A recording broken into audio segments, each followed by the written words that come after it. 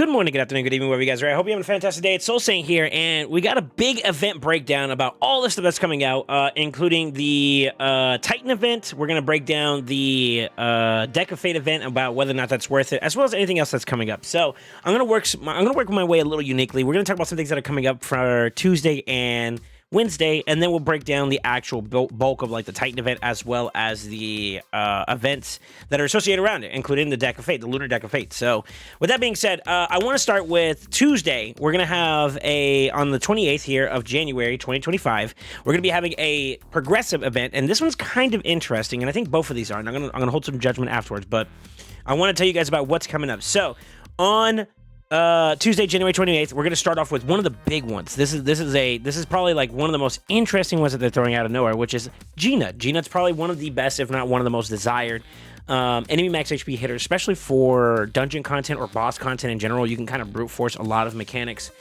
just by having multiple versions of this guy or duplicate versions of this guy. So really, really strong champion. Obviously, his A3 is the big seller.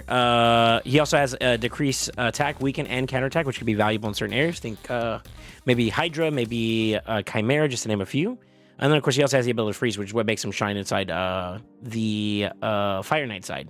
Now, with that being said, we also have some other champions coming up today, and I'm going to break down most of them here really fast and just give you like a quick TLDR. If you kind of know some of them, then you can kind of go off of that a little bit, but Saltus, great champion that likes to reflect or deflect a lot of the poisons and decrease defense and weakens that get placed on him. Really, really strong tank / boss killer for Dragon. If you're still progressing and you want to get some speed gear, this is a great champion to do it. He's also a great defensive nuker, especially as a force champion. It gets a lot of magic-based supports.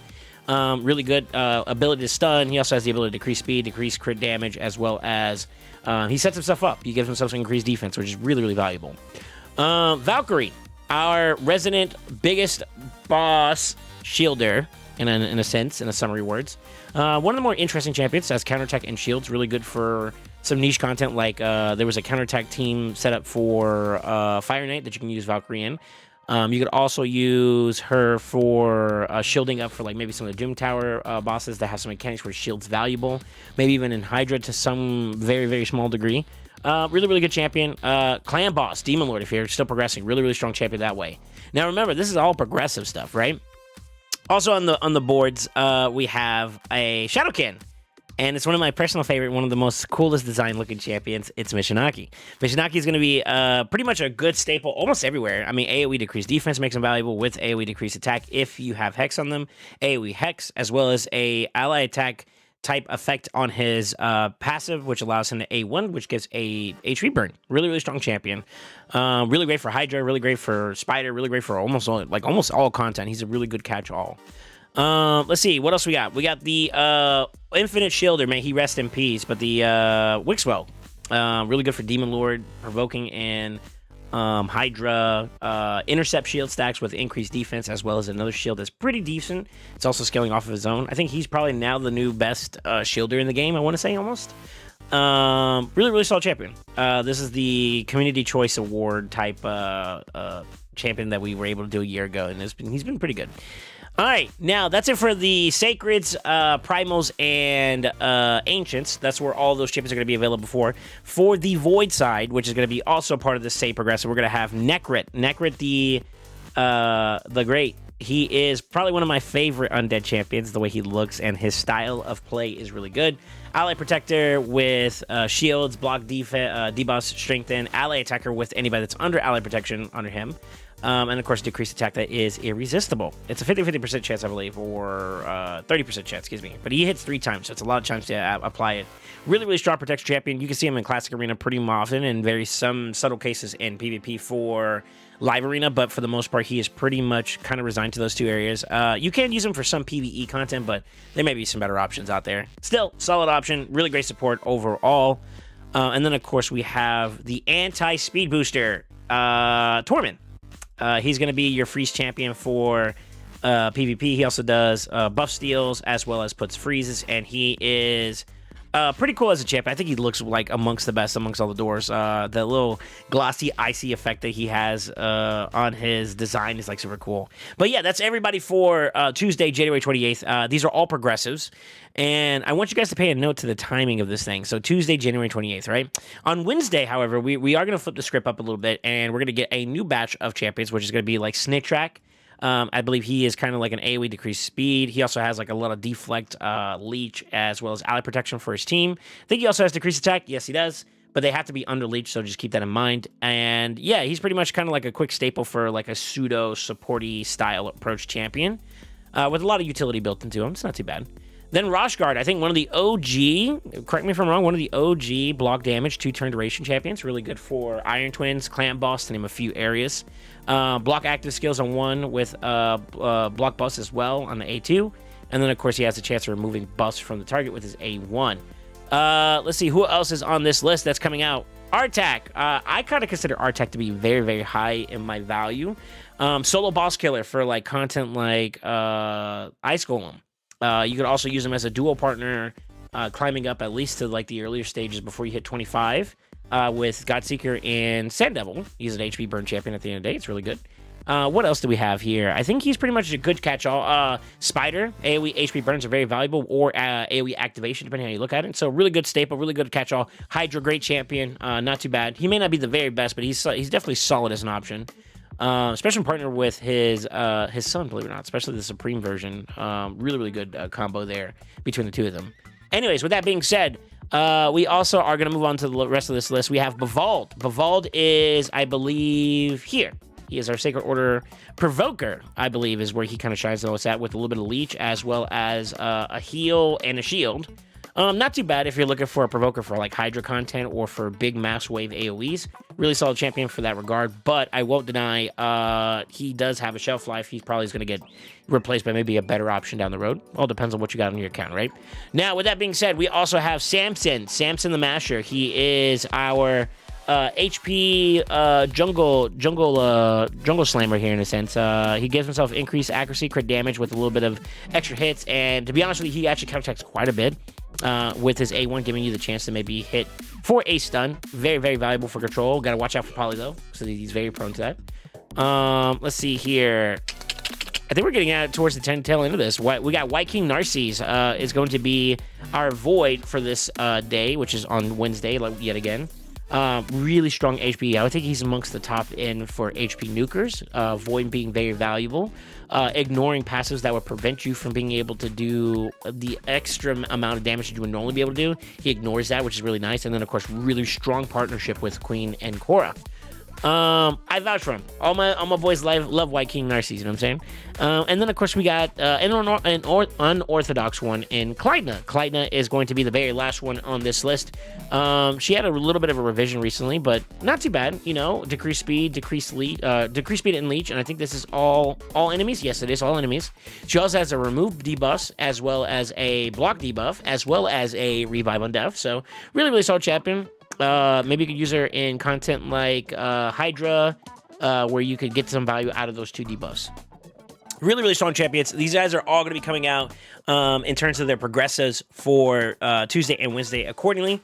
I will say that the timing of this is very interesting, considering that we're in the middle of the Titan event. There may be some rushes, some champion chase type events, and you also got to keep in mind we're in the middle of the Alice in Wonderland campaign, so it's kind of interesting to see maybe there might be some incentives to holding back or to spend it and kind of slam it. So keep your eyes peeled on the events and tourney tabs very closely, or your event calendars, depending on how you find your information, because it feels like the timing of this is very peculiar, and they put some really, really strong champions that people would want to go for, like Gina, for example. So I would say I am the pessimist in this one, and I'm not too sure if I would recommend pulling at this point in time.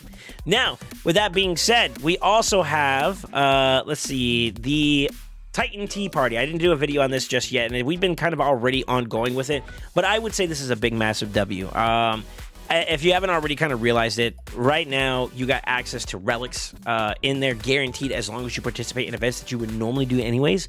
Maybe not so much considering that we have the event dungeon right now, but because of the value of what you can get, not only getting basalt ore, but the actual relics themselves makes them very, very valuable. And then to top it all off, 1,500 points to get the Mad Hatter Perfect Soul. Not too bad, along with all the extra additional things you can get. More Basalt Ore, Eternal Soul Coins, some Mythic Ore, some Tombs, the whole 9 yards. This is a very valuable Titan event, in my opinion, because of just the relics alone. The additional stuff on top of that in terms of like the materials to level up or rank it up even more, making it even more valuable. And I am of the opinion that Mad Hatter himself is a very, very decent to strong champion, depending on where your account is at. And he can provide a lot of substance for your team, so especially Hydra. So I think this is all very valuable. I do think that the earlier phases of it, if you're early game, you kind of have to expect to only get like a little bit of these pieces here and there, unless you're really frugal and you're really lucky and you got like a lot of good champions already. For the more progressed accounts that have a little bit already of a champion pool and they're able to do some of the tournaments and events already, then yeah, I would say this is worth going for.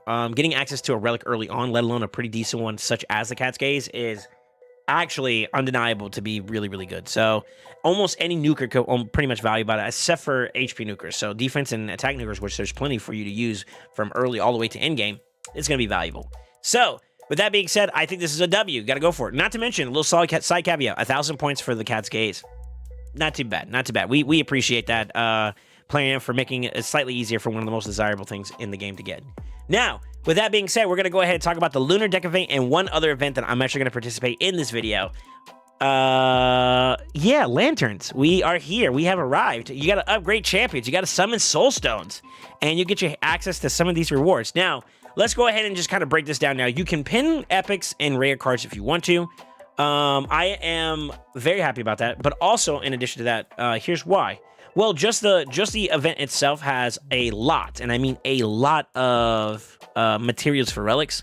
I think if I'm counting this accurately, you have enough for at least five crafting opportunities, and if you have excess epics left over from previous events, you can get another one on top of that, because it's about basically 5.5. Not to mention ore, which is very, very valuable, especially for like the event dojo coming out right now. I recommend a lot of players, if you got excess 6-star ore, or whether it's legendary, mythic, or epic, save it for your pinpoint. Pinpoint's so valuable right now. And then on top of that too, you also got like shards and energy, and as well as the points for the Titan event itself. So very, very massive W in terms of what you can get out of this. I think it's very solid, very decent. Now, when it comes to the actual triple card value, if you so happen to get lucky, also a W. I'm just going to go ahead and say that now. Core Hammers, very valuable for crafting. Chaos Ore, we already talked about that. Very valuable for flipping potentially bad pieces into really, really good pieces. Gems, more energy, more shards, depending on how you want to use it. Energy itself, very valuable to farm. And then, of course, the shards themselves and the books themselves, really, really good. But I won't lie, one of the most exciting ones for me, which is it's tedious, it's a little grindy, is the Essence Soul. The Soul Essence here is really, really valuable, both the Eternal as well as the Immortal. I value the Eternals a little bit more because my blessing count is a little bit more on the higher side for most of my champions nowadays, that I care about at the very least. But to say that you wouldn't value, even from like an early mid account, to be able to get access to something like this right here alone, if you got 10, is straight up enough for at least a 1 tier for maybe an epic or a rare if that's what you're using early game. So there's still value, you know what I mean? There's still good value there. Now, with that being said, how many cards is there? I believe there is a decent amount. I think I'm not exactly sure of the total amount there. You got 1, 2, 3, 4, 5 rows worth. 1, 2, 3, 4, 5, 6, 7, 8. 8 columns. So there's a decent bit that you're going to have to be able to do, and it's 1,000 per flip. So I wanted to take a look at the overall cost of it. So the way that the summon souls from soul stones are, it's not what you get, it's what you use. So we consider this to be a summon stone or soul stone rush. As well as the level up in rank champions is basically champion training. It's not too badly displaced. You can get some good value out of leveling if you wanted to grind out and get like energy or silver while you're also farming up champions. This can give you some points here in that regard.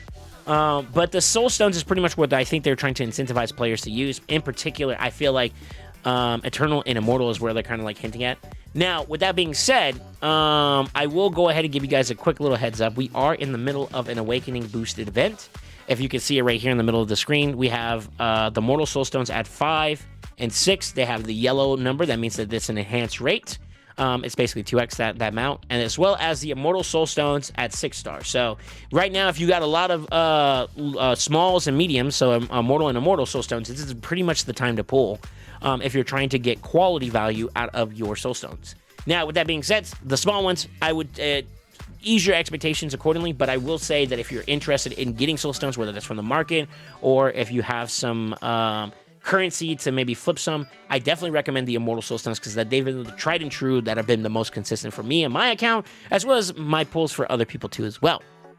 So, with that being said, should you participate in this event? I think the answer is yes. And here's why. Overall, for both the Titan event and the Deck of Fate event, the newest thing that's came out in this game is called Relics, right? And Relics are not only stat grabs, but they're also additional passes, and some of them are broken beyond compare. And I don't think there's any signs that they're going to get replaced or they're going to get nerfed anytime soon. So, with that being said, this is going to be what's going to be the step into the next meta, or it already is. And I'm going to be honest with you, it already is. Whether it's in Live Arena, Platinum, Plat Push, or even in Chimera and Hydra Clash, accordingly, where the areas where you'd be most competitive. In Siege. So, with that being said, your accessibility to it is right now predicated upon these events, or by participating in Hydra and Chimera, and subsequently Chimera Clash, right? Chimera is a weekly rotation, and you're at the mercy of the drops you get in terms of how long it takes. It's a weekly cooldown, right? In a sense, once you're done with both of your keys, you have to wait a week and then you do it again, right?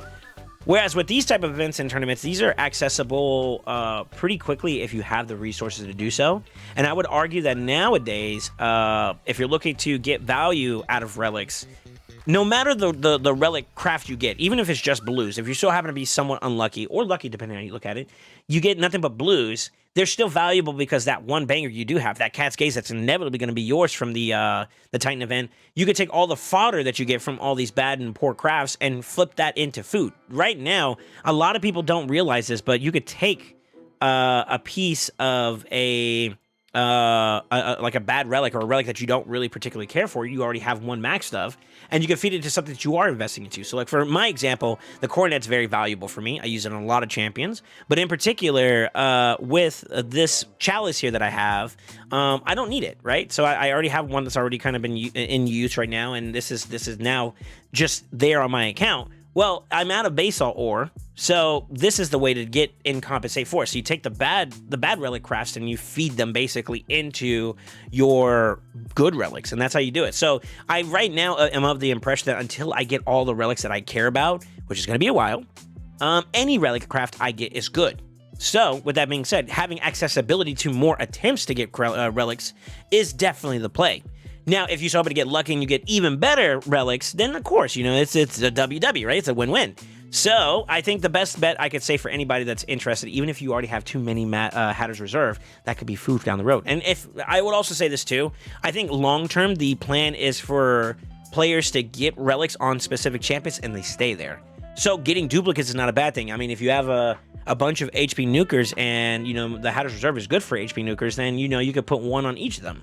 But the main premise is that you want to get value out of your time and effort in this game, and right now the trajectory of where in-game is going to be towards more relic focus. So I would definitely recommend players to get their hands on as much materials as possible so that they can craft more attempts, get the good stuff, and then feed the bad stuff into the good stuff. So with that being said, I am going to participate in this Lunar Deck of Fate. I appreciate all you guys that have been sitting here waiting for me diligently so far. I'm pretty diligent on keeping my stuff kind of up to date and kind of cleaned up for the most part. So we are good on that record. I'm going to pull everything I have here in this 2 sections.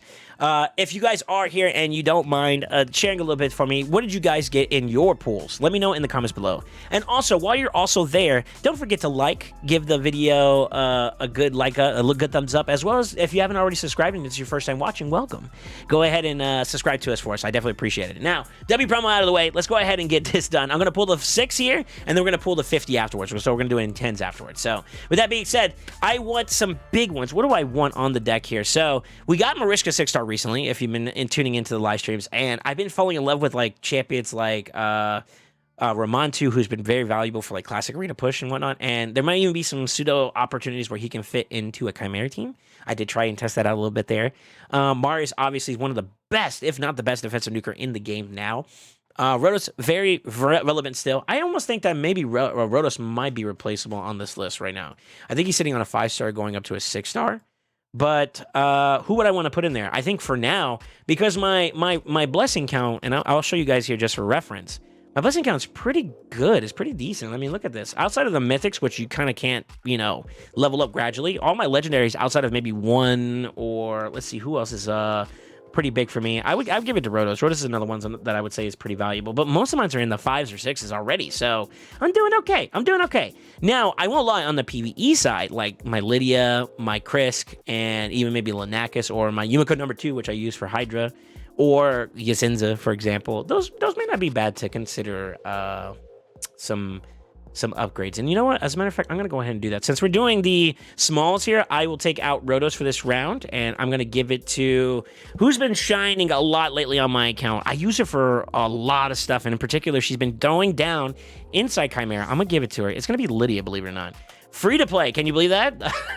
With that being said, let's go ahead and get this guy. 3, 2, 1. Rage! Let's see if we get a banger here. I want some big ones if possible. I'm not gonna lie, I'm not a big fan of the smalls. I feel like they don't hit like they're supposed to, man. I need the W's, I need something that's like a 6-star legendary mythic that I really want to get my hands on, it'd be really nice, right? But we'll see. We'll have to see what we get our hands on. And as of right now, oh, a yellow, here we go.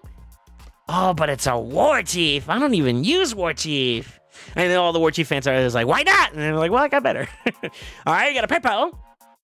Jamarja, I think I already have a higher blessing for that, so I might convert that into currency for maybe some essences. I got to recoup, to be honest with you. We're at that point now where we just bought the recent soul, so I don't have much essence at all. Elisenia, not what I was looking for either. I kind of want to keep it up to the yellows and preferably actually mythics, believe it or not. If I can get like a 6-star mythic, I would not complain.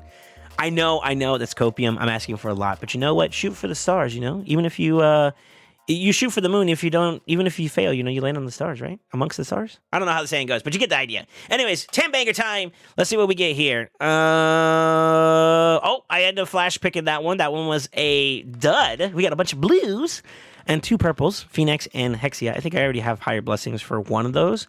Don't really care for the Hexia, so I'm going to go ahead and let that go. All right, let's see what else we got. We are sitting with Sentinel, a Grush, Sabbatha, a Petrifier. Ooh, this is looking pretty heavy here on blues. Maybe it's because they heard me talking crap about it. It's like, well, you don't like us. We ain't giving you nothing. Tagwar I love, but I think I got a higher blessing already on him, so none of these are a big value for me this round. Unfort. I think we're going to go ahead and keep moving. Let's see if we get anything else amongst the pulls here. Tamila, a Tauros, a Centurion, a Tolog, another Sentinel, 3-star. I think I already have like a 4-star on him. A Hurler, that's the 5-star. I wish that was like a yellow or a mythic here, that'd been nice. But a Misery Core. These are the 2 bangers we got out of this round. Nothing too fancy, huh? Looks like my luck ain't too great today, huh? We'll see. Let's see what else we got. We got Sentinel, Warcaster, Houndspawn at 4-star. Ooh. Let's see. It's looking like we're not getting anything here. Oh, there's a mythic. Here we go. It's a Siegfried, and it's a 4-star. I think that's an upgrade. Believe it or not, I think that's an upgrade. Matter of fact, let's go ahead and double check now. It's an upgrade. Let's go. That's crit damage. I'll take it. I'll put that sucker on right away. Let's go. Okay. All right. From a lesser coin, we got a little bit of a mythic upgrade. You know what? I'm not gonna complain. I am grateful. All right. Our last 10 pull for the smalls there. Let's see what else we got here. Crypt Witch, Towering Titan. We don't care about those. A Medicus, a Hellborn, a Doom Screech, a Retainer. Retainer's got a 5-star there. That's crazy. And then Sylar, Burgoth, and Turlak. Looks like we got the 5-stars on the wrong rarity there, you know what I'm saying? The wrong champion. Let's just go ahead and just say it straight out. All right. Now, because of where my currency is at, you can use the yellow coins here to acquire either Essence or Immortal Soul Stones. My rule of thumb has been accomplished, which is like 300 to 400 I would like to keep. So I am safe to go ahead and grab some Soul Stones for more Gamba. All right, let's see what else we got here. 5-star. I got 5 Immortal Soul Stones, as you guys can see above me. Let's see if we are lucky enough to get one decent banger. Now, am I okay with Lydia getting that still? I know for sure these 2 stay. I think I'm okay with it overall. Yeah, I'm okay with it overall. It's about time we give a little bit of the support some love there, I'll leave Seneschal in there too as well. I've been trying to get a really, really high blessing for him, which I believe we already got, so I'll probably sell the ones that we have pulled from him so far. But a decent one for him for a Sin City stage, believe it or not. It makes it a little bit easier. So, anyways, with that being said, let's go ahead and pull Prage. We got 4 to go. 4 to go here on this one. I appreciate you guys sticking around for this, by the way. Peppo, and it is a Slicksis. It's a 6-star Slicksis. That's not bad. I don't have the champion anymore, but I don't know if I see a reason to build him. I don't know. You guys let me know. Is Slicksis worth building? I think for where my account's at, probably not. But let's see. The next one, yo, keep it in the 6-star range, but you know what? Up it up a tier or 2. Let's get some mythics. Let's get some legendaries. Ambassador Lethalin at 5-star. Okay. I don't know if I have one built, to be honest with you. If I don't, or if I do, I'll put a star on them. That's fine. I don't mind. We already got the big badge for all the oh, yellow. Here we go. Ooh, a Xavier 5-star. That's not bad. That's not bad. I don't have the champion, but that's not bad. Even if I were to convert that into coins, you know. Not too bad. All right, there you go. Got the yellows. Let's go up to Mythic now. Hit me with one good one. That's a purple. We're going in the wrong direction. Unless you're trying to change the color palette. You know, hey, hold up. Visionary, 3-star. Not looking too hot. Not looking too hot on that one. Honestly, I've already won with Seafront, but if I can get one more banger, that'd be fantastic. It's a blue. No. Oh, no. It's Mr. Sevenhead. It's Beast Wrestler. Oh, no. It's a 4. A 4. You know what? I'll take it, though. I'll take it, though, because honestly, I wasn't expecting to get much of anything. I had low expectations this round, but we actually got some decent stars, some blessings on some of these, you know? I do have an Ambassador Lethalin, but I don't think he's built. I don't think I have any of them built, so let me double check here. Let's see what we got here. Ambassador. Yeah, that's the only one I got, so if I decide to build him up for some reason, maybe down the road I can maybe... He does have the taunt reflect damage. And then, of course, he has the decreased duration and 2 debuffs and heals and all that good stuff. That may be useful depending on the niche content down the road. I know there's been a lot of talk about like Faction Wars getting an upgraded version of itself or an overhaul that's going to make it a little bit more challenging, a little bit more unique is the words maybe I'm looking for. But, yeah, not too bad. I think we could kind of say overall with just the Seafront alone, that was a big, massive W. The 4 stars are actually pretty big for nukers. So that extra crit damage is going to be pretty nice. Let's see. The other one's not so much, but at least one out of the little bit I had, I'm okay with. I wouldn't mind one more, but as always, you know, we can't really complain too much. Anyways, let me know what you guys got on your side. I'm actually very, very curious. Are you excited for any of these events we talked about today? I think my answer is not for the summoning ones per se, in terms of like the non-Soulstar ones, the Tuesday, Wednesday shard progressives. I'm a little indifferent on. Mind you, I'm also privileged because I got a little G-Nut or 2 or 3. Or 4. So I don't need them, and I got enough Stultuses. I got enough of every champion that's already in this pool, so I'm kind of good to just maybe let my shard count kind of replenish because I'm hurting a little bit.